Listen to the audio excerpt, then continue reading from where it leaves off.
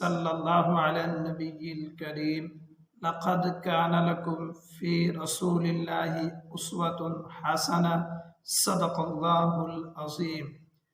کامیاب انسان کی زندگی کے دو پہلو۔ محترم سامعین و ناظرین، ہر کامیاب انسان کی زندگی میں دو اہم ترین پہلو ہیں۔ ایک اس کی زندگی کا بیرونی حصہ ہے، دوسرا اس کی زندگی کا اندرونی حصہ ہے، یعنی زندگی کے کچھ لمحات، کچھ اوقات، کچھ ایام گھر سے باہر گزارتے ہیں، کچھ لمحات، کچھ ساعات، کچھ ایام، کچھ اوقات وہ گھر کے اندر گزارتا ہے۔ میرے محترم سامعین، جس نے اپنی زندگی کے ان دونوں پہلوؤں کو قیمتی بنا لیا، اسوہ حسنہ صلی اللہ علیہ وسلم کے مطابق بنا لیا، وہ دنیا میں بھی کامیاب ہے، آخرت میں بھی ہمیشہ ہمیشہ کے لیے کامیاب ہوگا۔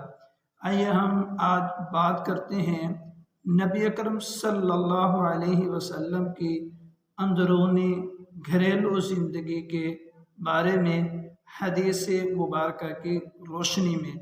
حضرت حسن رضی اللہ تعالی عنہ روایت فرماتے ہیں اپنے والد ماجد سے کہ نبی اکرم صلی اللہ علیہ وسلم نے اپنی گھریلو زندگی کو 3 حصوں میں تقسیم فرمایا ہوا تھا، یعنی اپنی گھریلو زندگی کے اوقات کو 3 وقتوں میں تقسیم فرمایا ہوا تھا۔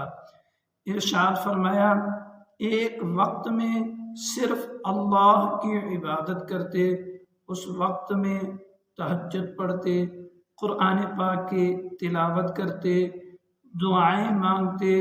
خلاصہ یہ کہ اس وقت میں صرف اللہ کی عبادت کرتے۔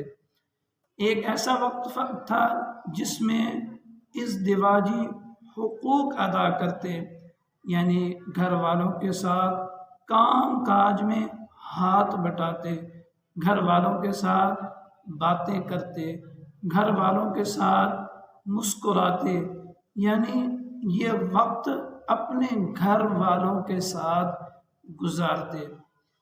تیسرا وقت وہ اپنی استراحت کے لیے تھا، آرام کے لیے تھا، اپنے